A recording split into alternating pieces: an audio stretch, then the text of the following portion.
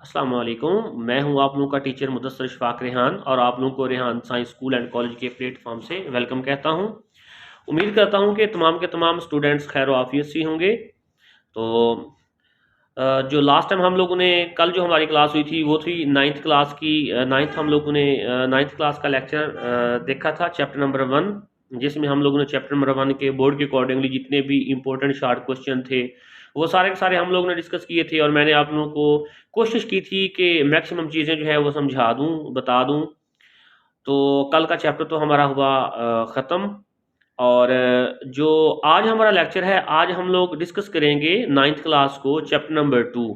उसमें से जितने भी इंपॉर्टेंट क्वेश्चंस आएंगे वो सारे हम लोग आपको उसकी स्लाइड्स मिल जाएंगी, लिखे हुए मिल जाएंगी। और मैं आप लोगों को रिकमेंड करता हूं कि जो स्टूडेंट्स हैं वो या तो स्क्रीनशॉट ले लिया करें या फिर आप लोग Rehan science school and college की वेबसाइट है, वहाँ पे जाके आपको इसके बाकायदा नोट्स भी मिल जाएंगे, वहाँ से आप लोग इसके नोट्स भी ले सकते हैं।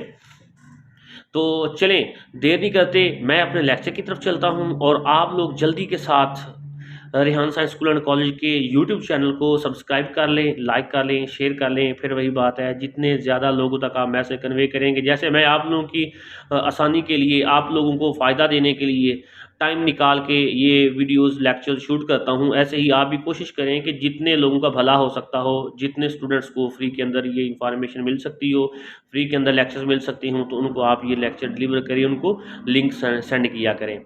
चले जी, टाइम ज़ाया नहीं करते, आए हम अब चलते हैं अपने लेक्चर की तरफ। आ जाए कंप्यूटर की स्क्रीन के ऊपर, वहाँ पे आपको बताता हूँ कि चैप्टर नंबर 2 में से हमें कौन कौन से इंपॉर्टेंट क्वेश्चन मिलेंगे जो कि एनुअल एग्जाम के लिए बहुत ही ज़्यादा ज़रूरी हैं। आए जी, टाइम ज़ाया नहीं करते, चलें जी। हमारा जो आज का लेक्चर है, ये मैं थोड़ा सा यहाँ से एक पॉइंटर पकड़ लो, पेन पकड़ लेता हूँ ताकि मैं आप लोगों को बताता चला जाऊँ। हाईलाइटर पकड़ के देखते हैं। अच्छा जी, जो आज हम लोग स्टार्ट कर रहे हैं लेक्चर, ये बेसिकली हमारी जो सीरीज़ स्टार्ट हुई है एनुअल एग्ज़ाम को मद्देनज़र रखते हुए, शॉर्ट क्वेश्चन की सीरीज़। हम ये वो शॉर्ट क्वेश्चन की ही सीरीज़ का लेक्चर सॉल्व कर रहे हैं। चैप्टर हम लोगों ने आज देखना है वो है नाइन्थ क्लास का बायोलॉजी का चैप्टर नंबर 2। शॉर्ट क्वेश्चन की हमारी सीरीज स्टार्ट हुई है, चूंकि एनुअल एग्जाम को मद्देनजर रखते हुए हम लोगों ने अपने जो साइंस की बुक्स थी उनको 3 कैटेगरी के अंदर डिवाइड किया था। शॉर्ट क्वेश्चन के अंदर देन हम लोगों ने करने थे इसके MCQs और देन फिर एंड पे हम लोगों ने करने थे इनके लॉन्ग क्वेश्चन, वो भी हम लोग हल करेंगे स्कीम को मद्देनजर रखते हुए। शॉर्ट क्वेश्चन सीरीज के अंदर चैप्टर नंबर 2 में से जो इंपॉर्टेंट क्वेश्चंस हैं अपने रजिस्टर निकाल लें और लिखना नोट करें। यूनिट नंबर 2 जो है उसका नाम है बायोलॉजिकल प्रॉब्लम को हल करना। तो इसमें से जो हमें सबसे पहला क्वेश्चन मिलेगा वो है साइंस की तारीफ करें। उसके बाद जो हमारे पास क्वेश्चन नंबर 2 आ जाता है वो है साइंटिफिक मेथड और बायोलॉजिकल मेथड के आप लोगों ने हल करना है। अच्छा से देखिएगा ज़रा, साइंटिफिक मेथड एक अलग चीज़ है, बायोलॉजिकल मेथड एक अलग चीज़ है। मैं थोड़ा सा आपको हिंट देता चला जाता हूँ। साइंटिफिक मेथड बेसिकली ये नए नज़रियात बनाने और जांचने के लिए इस्तेमाल किया जाता है, उसके लिए बनाया जाता है। और जो बायोलॉजिकल मेथड है इसके अंदर हम लोग बायोलॉजिकल प्रॉब्लम को हल करते हैं। इसके कुछ मराहिल होंगे, वो आपको आगे क्वेश्चन भी बताया जाएगा और आप लोगों ने वो मराहल याद भी रखने हैं। अगर हम क्वेश्चन नंबर 3 की बात करते हैं तो पूछा जा सकता है कि वजाहत करें, इंसान हमेशा से एक बायोलॉजिस्ट रहा है। तो ये आपकी बुक जो है उसमें बॉक्स के अंदर इसका आंसर मौजूद होगा, ये आप लोगों ने वहाँ से तैयार करना है। क्वेश्चन नंबर जो 4 हमारे पास है वो है बायोलॉजिकल मेथड के मराहिल के नाम लिखें कि बायोलॉजिकल मेथड के कौन कौन से मराहिल हैं और कितने मराहिल हैं, ये आप लोगों ने उनके नाम लिखने हैं।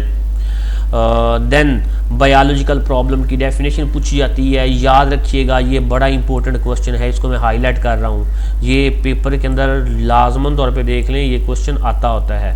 तो ये जो है ये क्या है, बायोलॉजिकल प्रॉब्लम की पहचान करें।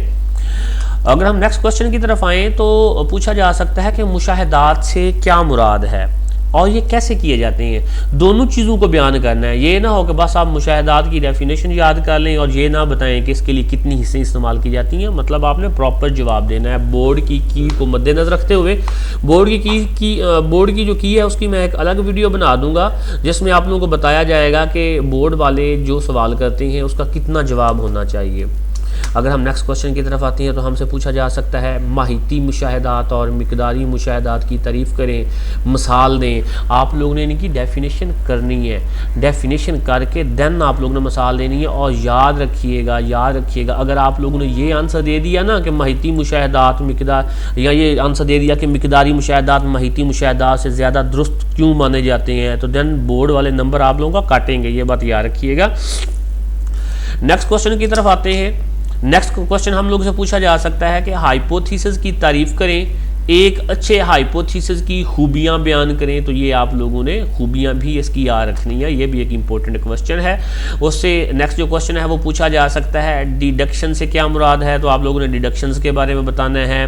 देन हम लोग से पूछा जा सकता है तजर्बात करना बायोलॉजिकल मेथड का सबसे अहम कदम क्यों है, तो ये आप लोगों ने इसकी वजाहत करनी है। क्यों? क्योंकि तजर्बात के ज़रिए ही बायोलॉजिस्ट साइंटिस्ट पता लगाते हैं क्या उनकी जो हाइपोथेसिस थी क्या वो दुरुस्त है या कि नहीं। उसके बाद हम आ जाते हैं स्लाइड नंबर 2 के ऊपर। स्लाइड नंबर 2 में जो सबसे पहले हमें क्वेश्चन मिलेगा वो है तजर्बात में कंट्रोल से क्या मुराद है। उसके बाद हम लोग से क्वेश्चन पूछा जा सकता है तजर्बाती ग्रुप और कंट्रोल ग्रुप की तारीफ़ करें।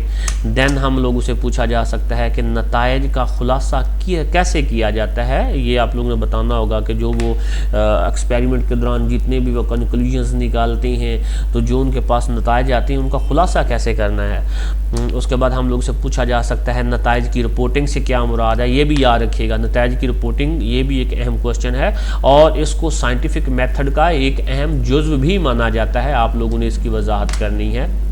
उसके बाद है मलेरिया का क्या मतलब है, इसको कौन सी बीमारी कहा जाता था। देखें ना इब्तदाई दौर के अंदर चूंकि लफ्ज़ निकला था माला और एरिया, माला मीन गंदी और एरिया मीन हवा, गंदी हवा, जिससे मलेरिया का लफ्ज़ निकाला गया था। तो आप लोगों ने बताना है कि मलेरिया का मतलब क्या है और इसको कौन सी बीमारी कहा जाता था। आपको याद होगा, बल्कि आपने पढ़ा हुआ है चैप्टर नंबर 2, तो इसको सर्दी की बीमारी कहा जाता था क्योंकि इसमें ठंड बहुत ज़्यादा लगती है। उसके बाद पूछा जा सकता है क्यूना और सिंकोना में फ़र्क करें। ये दोनों प्लांट्स हैं, दोनों को आपने बल्कि पूरा एक बॉक्स बना के सेंटर में लाइन लगा के एक साइड पे आपने क्यूना को बयान करना होगा, एक साइड पे आपने सिंकोना को बयान करना होगा। नेक्स्ट हम लोग से पूछा जा सकता है प्लाज्मोडियम क्या होता है। प्लाज्मोडियम के बारे में आप लोगों ने बताना है।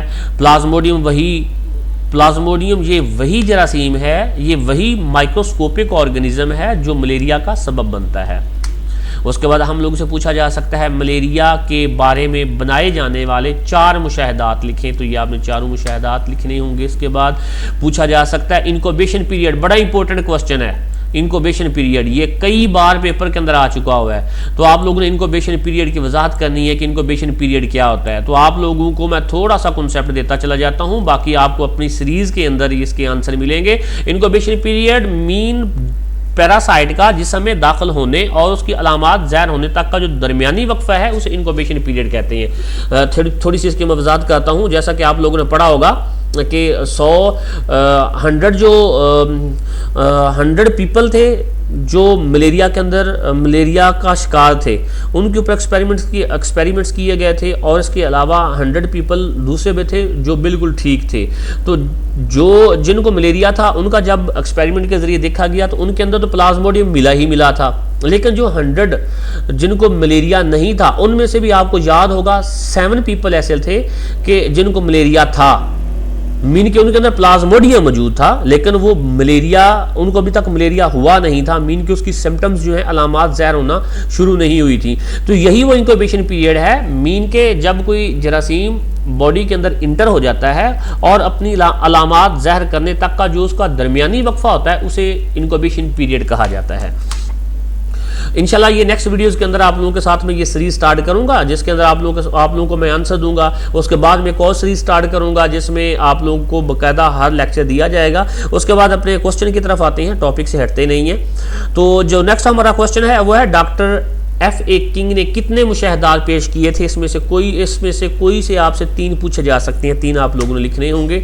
उसके बाद पूछा जा सकता है एनोफ्लेन्स और क्यूलिक्स में फ़र्क पूछा जा सकता है। देन अगर हम आगे मूव करते हैं तो एड्स मच्छर के बारे में पूछा जा सकता है कि जो एड्स मच्छर है वो वो क्या कहता है, तो आपको याद होगा वो डेंगी फैलाता है। उसके बाद है थ्योरी और लॉ की तारीफ हम लोगों से पूछी जा सकती है। अब हमारी लास्ट स्लाइड है, इसके ऊपर हम देखते हैं हमें कौन कौन से सवाल मिलते हैं। तो यहाँ पे जो हमें क्वेश्चन मिलेगा वो है प्रोडक्टिव थ्योरी की तारीफ करें। तो प्रोडक्टिव थ्योरी की आप लोगों ने डेफिनेशन करनी है। उसके बाद हम लोग से पूछा जा सकता है कोई से 2 साइंटिफिक लॉज के नाम लिखें। देन डाटा की डेफिनेशन हम लोग से पूछी जा सकती है, और ये भी पूछा जा सकता है कि डाटा को तरतीब कैसे दिया जा सकता है। उसके बाद हमसे तनासब और प्रोपोर्शन की डेफिनेशन पूछी जा सकती है। तो डेफिनेटली जब हम तनासब और प्रोपोर्शन की डेफिनेशन करेंगे तो उसके साथ साथ हमें एग्जांपल भी तो देना पड़ेंगी। नेक्स्ट मूव करते हैं, बायो इन्फॉर्मेटिक्स से क्या मुराद है। तो आई थिंक ये हमारा लास्ट क्वेश्चन था। इसी के साथ दीजिएगा इजाज़त, और ढेर सारी दुआएं आपके लिए भी, और मैं एक्सपेक्ट करता हूँ कि आप मेरे लिए भी दुआ गो होंगे। और मैं कोशिश करूँगा कि आप लोगों के लिए ऐसी ही ढेर सारी वीडियोस लेके आता रहूँ, ताकि आप लोग उससे फ़ायदा उठाते रहें, पढ़ते रहें, कम मेहनत करें, ज़्यादा स्कोर करें। दुआओं में याद रखिएगा। फ़ी अमानिल्लाह।